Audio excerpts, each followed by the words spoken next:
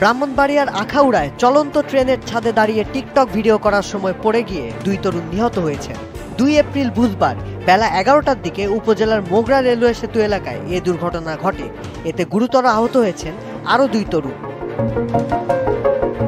Railway police ও স্থানীয় লোকজনের সঙ্গে কথা বলে জানা গেছে, চট্টগ্রাম থেকে ছেড়ে আসা সিলেটগামী পাহাড়িকা এক্সপ্রেস আখাউড়ার মোগরা রেলওয়ে সেতু এলাকায় পৌঁছালে 4 তরুণ ট্রেনের ছাদে দাঁড়িয়ে ভিডিও বানাতে শুরু করেন। এ সময় রেল লাইনের উপর দিয়ে যাওয়া তারে জড়িয়ে তারা ট্রেনের ছাদ থেকে পড়ে যান। এতে ঘটনাস্থলেই একজন আর হাসপাতালে নেওয়ার পথে আরেকজনের মৃত্যু হয়। মূলত সিলেট অভিমুখী আন্তনগর 719 পাহাড়িকা এক্সপ্রেস যখন গঙ্গাসাগরের রেল ব্রিজ অতিক্রম করছিল, তারা মূলত বসা ছিল, তার মধ্যে হঠাৎ দাঁড়িয়ে টিকটক করার জন্য দাঁড়ালো দেখলাম মোবাইলে।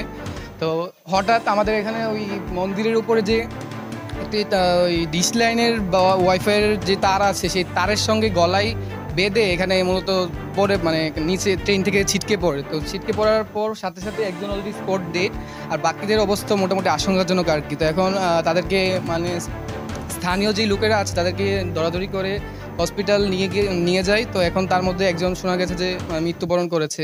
আমরা আসলে ত্রিভুবন লাইনের সংবাদে আসছি আর কি। ডিউটি অফিসার এবং ওসি স্যার জানাইছে যে গঙ্গাসাগর রেল ব্রিজে এখানে 4 জন লাভ দিয়ে কি মারা গেছে নাকি। এই সংক্রান্তে আইসা দেখি যে আমরা একটা লোক ডেট করে আসে, আর 3 জনের জনসাধারণ হাসপাতালে প্রেরণ করছে।